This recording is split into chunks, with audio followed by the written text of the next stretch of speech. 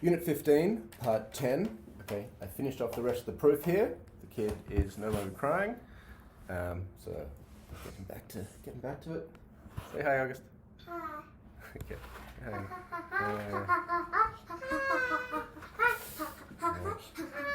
Hi. All right, guys. Well, thank you very much. All right. So here's the rest of that proof. Okay, we did the EI before the UI. We just simplify these two. Setting up for the modus tollens here. Double negate the G. Modus tollens to not FA. Conjoin them. Remember, we had this up first because this is this is the instance. We wrote that down first because that's the instance we know we need to do the EG. Right? So we conjoin them. We get what we need. Do the existential generalization, which is an unrestricted rule. But the crucial point of that was to illustrate the strategy of hard before easy with the application EI before UI, right? The proof would not work if you do not follow the strategy advice EI before UI, right? So the crucial bit is 3, the order of 3 and then 4. The existential first and then the universal. That way, that's the only way we can get it. We can get it so that it's true of A that it is both H and G, and if it's F, it's not G. We need all that things to be true of the same individual A to get this result. And if you didn't follow the advice, you did UI first, then if you did the UI at step 3, UI of 1 at step 3. At step 4, you try and do EI on 2, but you've got to flag the letter when you're doing EI. It is a hard rule, right? And you wouldn't be allowed to do A because A is appeared in the proof, so you would have to flag B, and you wouldn't have all the information true of the same individual. All right, we're moving on to section 5 of the Klenk text on pure quantifier problems, right? So what we have left is pure quantifier problems, mixed quantifier problems, and then theorems. Here is one of the examples. It's a long one from page. This is J. I think this is J. It's example J from page 286. So pure, I've talked a bit already, but reminder on what the difference between pure and mixed quantifier problems are.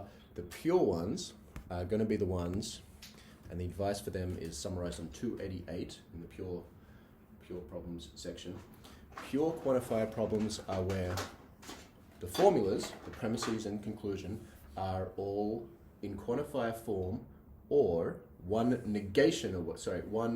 CQN away from being in pure quantifier form. Right? So they're all of the form, they're all like this. This one is a very simple one because there are no CQNs required in the premise or conclusion. That is, you see that all these statements are in quantifier form, right? This is a good point to stress. If you listen to the lectures for Unit 14, in every part I was stressing how crucial it is to be taking note of the form of the formulas, right? That's what the whole point of that Unit 14 chapter is just learning to distinguish formulas that are in quantifier form from those that aren't. Why is it so important? Because these rules that we have now been through, the instantiation and generalization rules, only work on formulas of quantifier form. The instantiation rules have as premises formulas in quantifier form. The generalization rules have as conclusions formulas in quantifier form. So when you look at, another statement, in the chapter you'll do section 5 on pure quantifier problems, and you get used to how you do them. Then you'll do section 6 on the mixed ones, and you'll get used to how you do them. In the exercises, you'll do question 2, which are all pure, and question 4, which are all mixed quantifier statement. Mixed quantifier problems are the ones where the statements are in truth functional form, where they have truth functional form, right, like for all x fx or for all x gx, right? where the parts or subformulas are themselves quantifier formulas. Okay, so you're used to doing one and then the other, but in the exam, right, you are not told whether the problem you're given is a pure or a mixed one, right? So it's up to you to be aware and take note, right, of the form of the formulas, right? You're not told whether you're presented with a mixed or a pure quantifier problem, right? So you have to take note of the form, right? So it's very, very important. Let me read from, yes, so for example, page 293 from Klenk.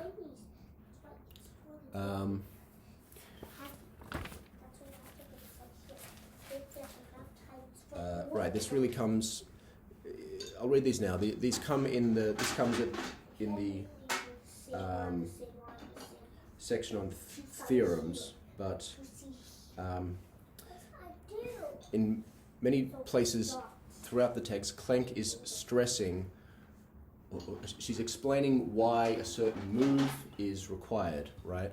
And it's, I want you to grasp it's the reason why the particular move that's required is because the formula we're going for has a specific form. So I'm thinking of, on page 293, which is actually discussing theorems here, and she's telling you why. So in the paragraph, it starts from our assumption at step 1, blah, blah, blah. So it just says, the instance of this universal formula will be this. Notice, however, we're not permitted to infer FA or GA from step 1, since step 1 is not a universal statement. Okay? Rather, it is a disjunction. So appropriate rules might be DS or CS. So when you get to that, right?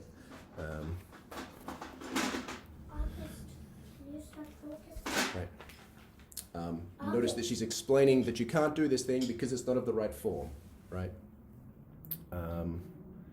Sorry, I know I'm all over the place here, but yeah. Anyway, okay. So let's do this pure one. So it's just the same thing I've always stressed. Look at the form of the thing. The form of the formula tells you either what you can derive from it as a premise or what you need to get to it as a conclusion. But this is a pure one, okay? This is a pure problem. So you should, if you're faced with something like this in exam, you say, first thing I should take note of is that those premises are, this in bracket, come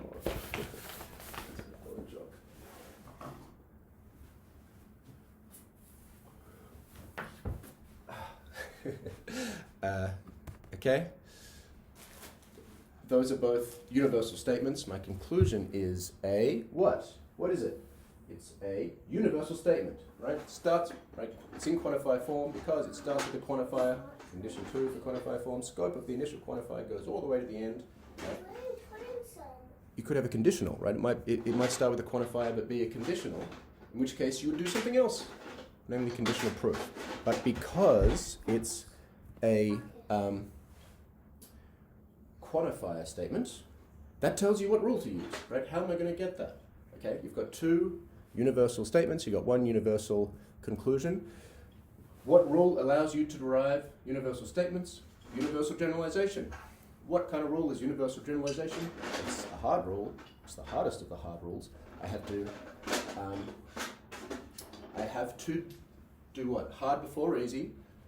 Second application of that, I have to set up for UG before I do my universal instantiation, right? So this is a pretty easy problem in that it's just two straight up universal statements, even though they're pretty complex, and a universal conclusion. Really the place where most people go wrong in doing these is at the beginning, right? Not doing the right thing first. And the right thing is setting up the subproof for UG right at the beginning. Sorry, I'm moving this all over the place, but okay, so that's the conclusion. That's like first step. Step 3. Okay, I'm gonna write flag A, flagging step for universal generalization up here. But before I move the thing, remember that universal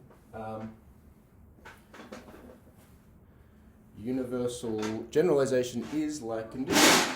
Guys, please not banging. Is like conditional proof in that the formula you want, you can put down the bottom of the subproof. The formula you're aiming at, that when you achieve, you've completed the subproof, I can put here, right? That's very important here.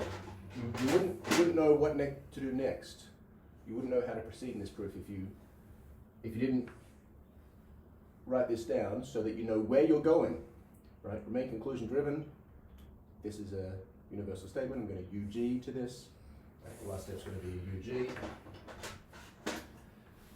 What I'm aiming at is GA hook, not ZA, right?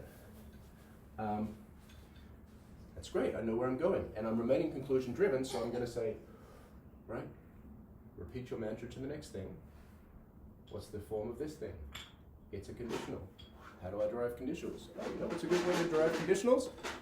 Conditional proof, okay? That's horrible.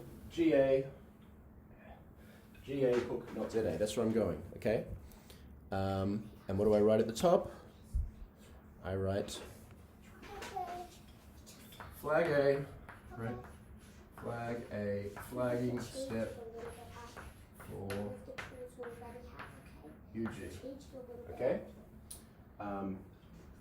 So I've followed the crucial strategy advice. I've set up, this is what it looks like. I've set up for UG before I've done UI, right? You set up for UG before UI. Just erase it. Right, so now I can do the UI and see why it's necessary. Why? Because this counts as A appearing in the proof, right? I've set up, I've quarantined my instance A. I only want to derive A from information which is true of everything. And that's exactly what's going to happen because the two premises are universal statements. Okay, come back in the next part and keep going with this proof.